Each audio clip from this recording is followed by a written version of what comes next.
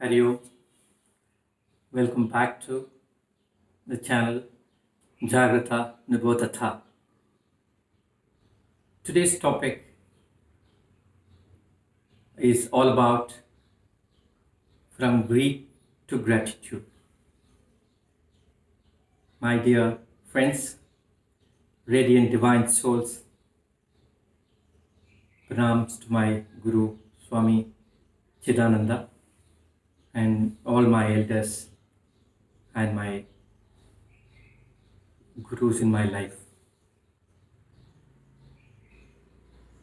A beautiful day, birds are chirping early in the morning, and the sun is slowly rising, and there is a cool breeze which is coming this way.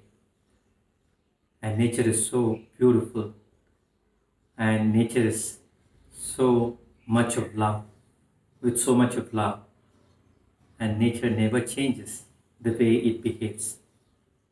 But we do change the nature, not only the environment, but also internally ourselves by making ourselves as a prey for a lot of things related to material chasing. So today's topic is relevant to today's world.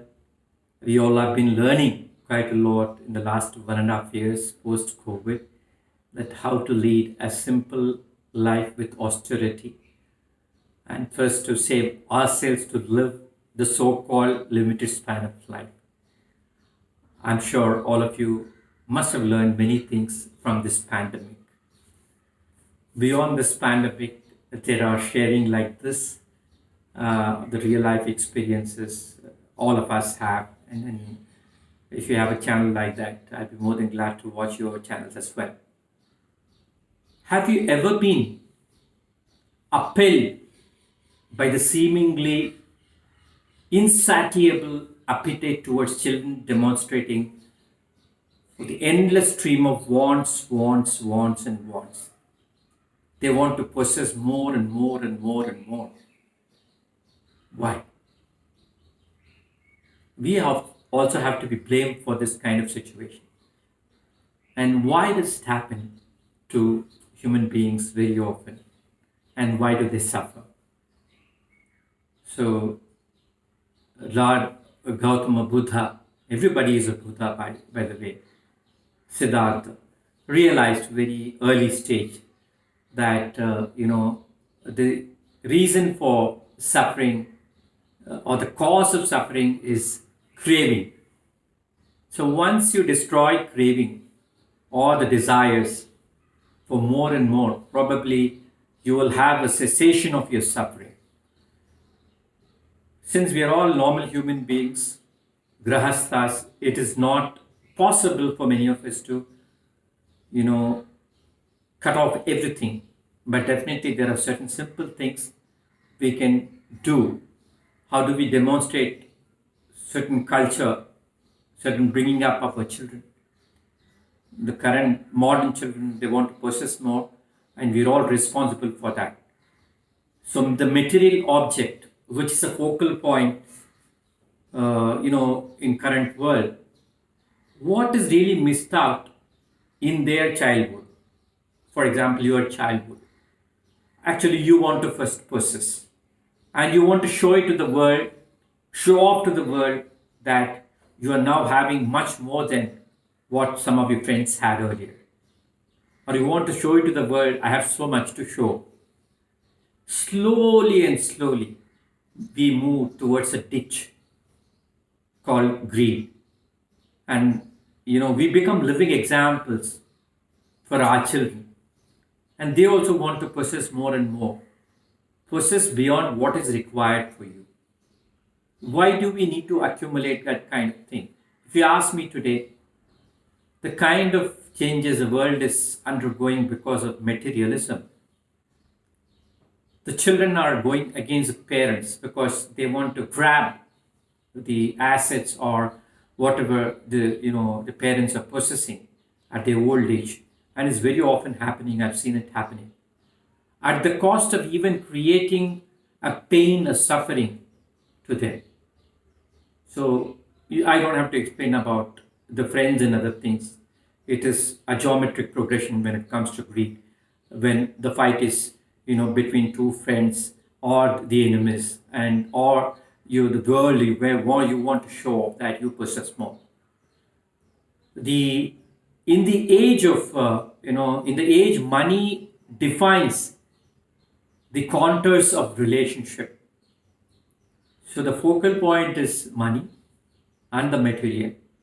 So, how do we bring in love, happiness?